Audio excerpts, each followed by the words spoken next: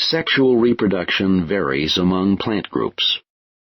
In flowering plants, the angiosperms, the diploid sporophyte produces haploid spores by meiosis. Meiosis marks the transition from the diploid sporophyte generation to the haploid gametophyte generation. The haploid spores divide by mitosis to form male and female gametophytes that then produce the egg and sperm cells. Fertilization occurs when an egg and a sperm cell fuse to form a diploid zygote. Fertilization returns the haploid gametophyte generation to the diploid sporophyte generation. The zygote develops into a multicellular seed that contains a diploid sporophyte embryo.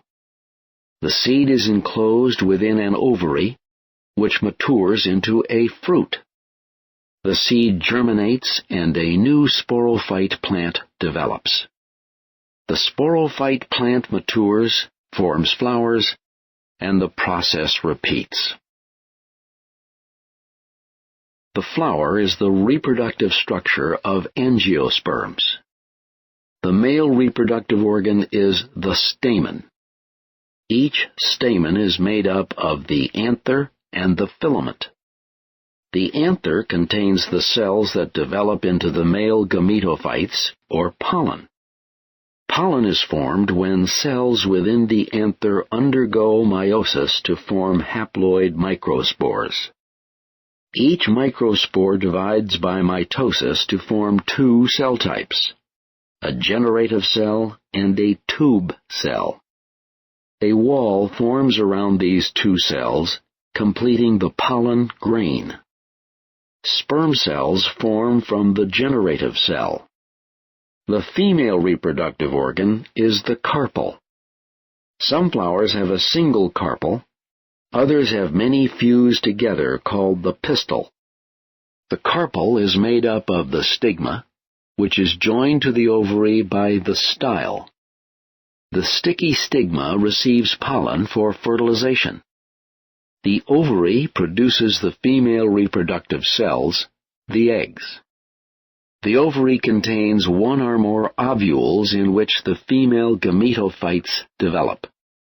Cells within the ovule undergo meiosis to form 4 haploid megaspores, only one of which typically survives. The surviving megaspore undergoes 3 rounds of mitosis followed by cell division to form a multicellular embryo sac with 8 nuclei, the female gametophyte. 6 cells in the embryo sac have a single nucleus and 1 cell has 2 nuclei. At one end, there are 3 antipodal cells, and at the other end are 3 cells, 2 called synergids, and the egg. The cell with 2 nuclei is called the mother cell. After fertilization, the ovary develops into a fruit, and the ovules develop into seeds. The seeds contain the new plant embryos. Pollen is released from the plant and finds its way to the stigma. Insects, birds, and the wind facilitate this process called pollination. Plants have evolved colorful petals and scents to attract the animals that pollinate them, and sugary nectar to reward them. Animals have evolved specialized structures that allow them to extract the precious nectar from flowers. The pollination of plants by animals is an example of coevolution. When the male and female reproductive structures are found on the same plant, the plant species is said to be monoecious.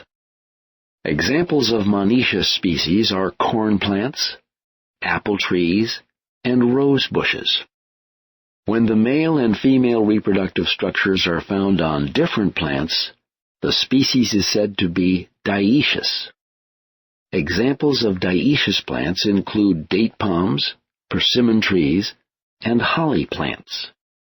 If you have a date palm in your backyard, would you expect it to produce lots of dates? Select your answer by clicking in the box. Yes, that's correct. No, that's incorrect. The correct answer is it depends. Because the date palm is dioecious, the male and female structures are found on separate trees. Production of dates depends on the palm being female because it's the female's ovary that develops into fruit. However, a male tree must be nearby to provide pollen for fertilization, the event that leads to the development of fruit. The evolution of separate male and female plants is an example of an adaptation that prevents self-pollination. Self-pollination is the transfer of pollen from the anther to a stigma on the same plant. Plants have evolved many different strategies to prevent self-pollination to preserve the genetic diversity associated with sexual reproduction. When a pollen grain lands on the stigma of a compatible plant, it germinates and forms a tubular structure that leads to the ovule. The generative cell divides, forming 2 sperm nuclei. A double fertilization then takes place. One sperm nucleus fuses with an egg nucleus to form a diploid zygote. The other sperm nucleus fuses with the nuclei of the mother cell to form the endosperm, a nutritive tissue.